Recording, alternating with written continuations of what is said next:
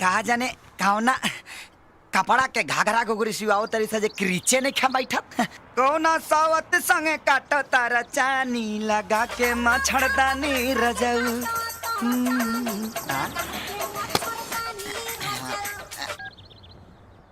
Hello गुरु power laundry speaking. कपड़ा सब ready बा? जी एकदम एजेंट बा का? हाँ अर्जेंट बा। ठीक बा भेजवाओ तनी सामान। ए सामान भादो भादो रे देखा जब एजेंट डिलीवरी होता ना तई दोनों का दोनों गायब हो जाता रहा। अगर तब हमरे लेके जाए के पड़ी। भाई तन देखत रहिए दुकान।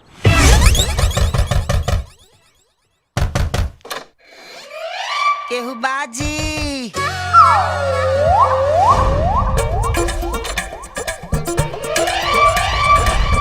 के बा घरवा में?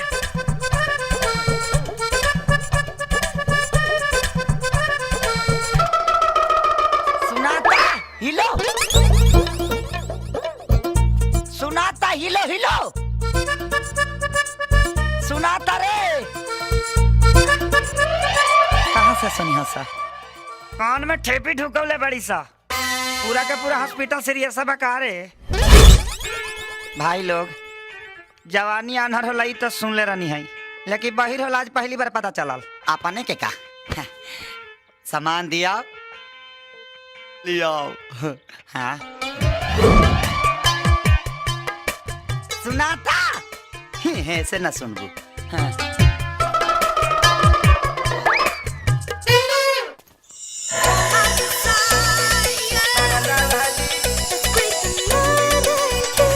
कौन जोड़े बड़ी सरकार है।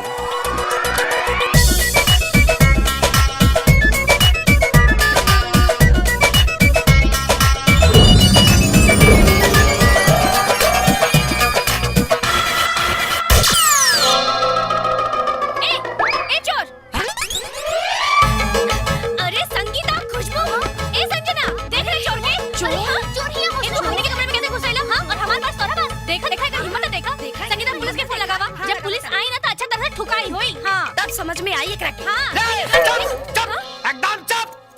हम चोर ना हई, गुरु पावर लॉन्ड्री के प्रोप्राइटर हई और हम यहाँ चोरी करने के आइल। हाउ देखा, हाउ जौन कपड़ा तानी के धोके ले आइल ओकरे पैसा लेता नहीं। अरे तो काई धर्मशाला है जो सीधे घुस गईला? आवे से पहले तोहरा के दरवाजा ना खटखटावे के। तक्का के मारी तूर दी कमरिया।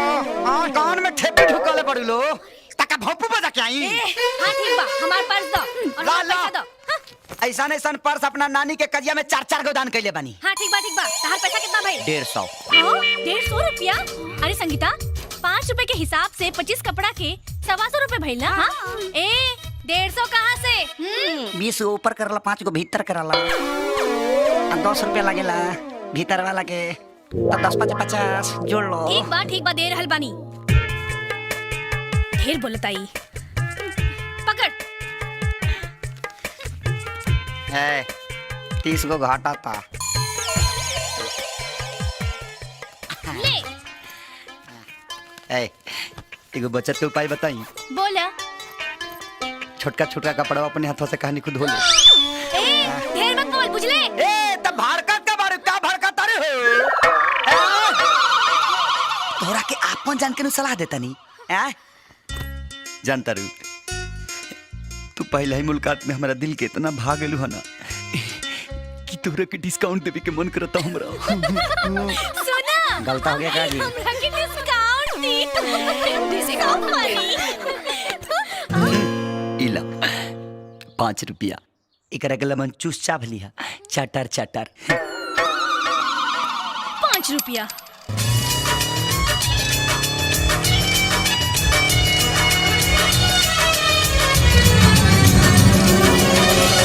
जब से नैना लड़ल बात आगे बढ़ल रोज अखिया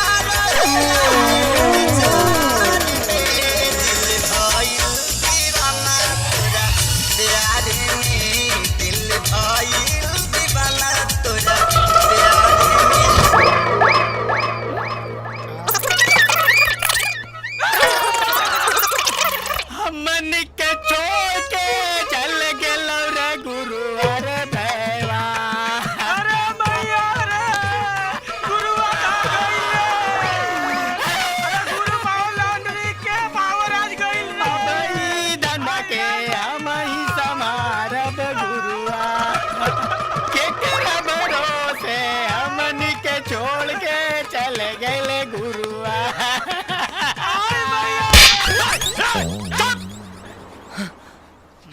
हम तनी गनी का ट्रांस में तानी का हमरा के मौत दे दला से एडवांस में आ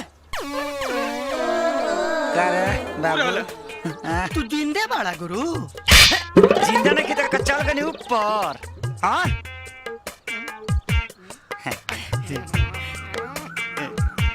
जिंदा बनी रे भाई। रौखे वाली भौजी के ना मोहब्बत के शरबत पिया तानी। देखे में कैसन बाड़ी, अब बोली कैसन रहे भाई। अरे बोलिया बोले लिए गोरिया जैसे बोले कोई लारिया।